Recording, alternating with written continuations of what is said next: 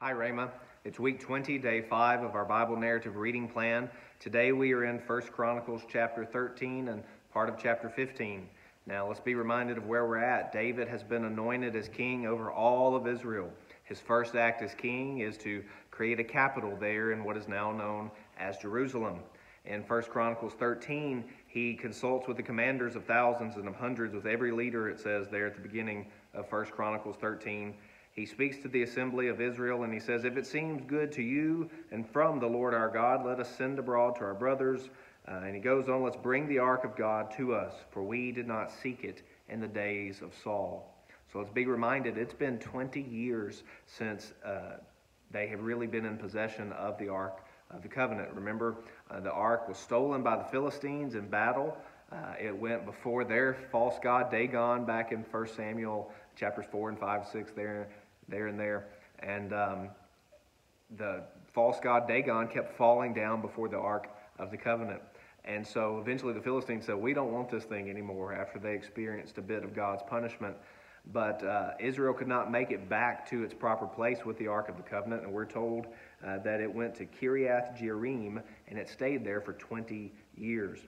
And so now they're ready to bring it back to Jerusalem. David, as new king, this is what he wants to do, but let's pay attention to what he does and how he does it. 1 Chronicles 13, verse 5, they assemble. Verse 6, they're going along their way. They carry the ark in verse 7 on a new cart. And you see these two men named Uzzah and Ahio, they're driving the cart. And it seems like everything's going along well. David and Israel, they're all celebrating with the Lord with all these instruments. But when they come to the threshing floor of a certain place, verse 9, Uzzah put out his hand to take hold of the ark, for the oxen stumbled. This seems like a good thing. He's just trying to keep it from falling and touching the ground. But what happens? Verse 10, the anger of the Lord was kindled against Uzzah, and he struck him down because he put out his hand to the ark, and he died there before God. What's happening here? Is God just an angry God? Is he just capricious? He's just killing people for no reason? No. Uzzah is not doing what they're supposed to do, what he's supposed to do. And David and Israel are not doing what they're supposed to do. They have good intentions. They want to honor God. They want to bring the Ark of the Covenant back, but God has given very clear instructions about how to handle the Ark of the Covenant, as we'll see in just a moment. And so Uzzah reaches up to steady the Ark. This seems to be good, but it's bad because he's disobeyed God. He's touching things he ought not to touch. This ark representing God's presence, representing God's holiness. Uzzah reaches up to touch God's holiness, and he dies, which is what will happen to each of us if we try to approach God's holiness apart from the covering of Jesus Christ. Uzzah does what seems to be a good thing, but he has not followed God's clear instructions, and he dies as a result of this. David is angry, David's upset, he's afraid, and he cries out to God, asking him, "How can I bring the ark of God home to me?" And so for a while there, for 3 months, it rests in the home of Obed-Edom the Gittite. And his home is blessed because the ark of God is present there. But in chapter 15, as we continue reading, we understand that David recognized he did not obey God's instructions.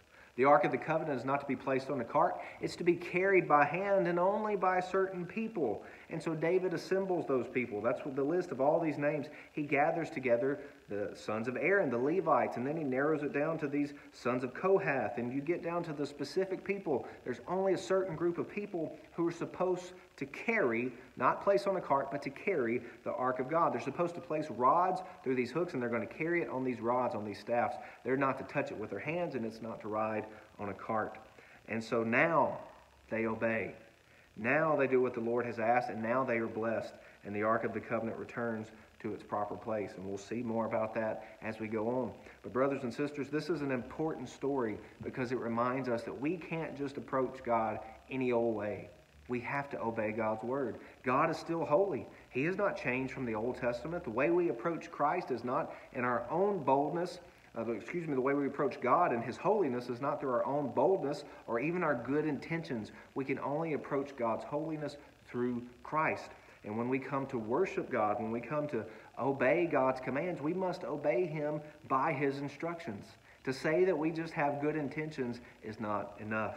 Uzzah learned that the hard way, and his name has been preserved for generations to remind us of this lesson, that we must take God on his terms. We must obey him as he has instructed us. Here's a summary of today's reading.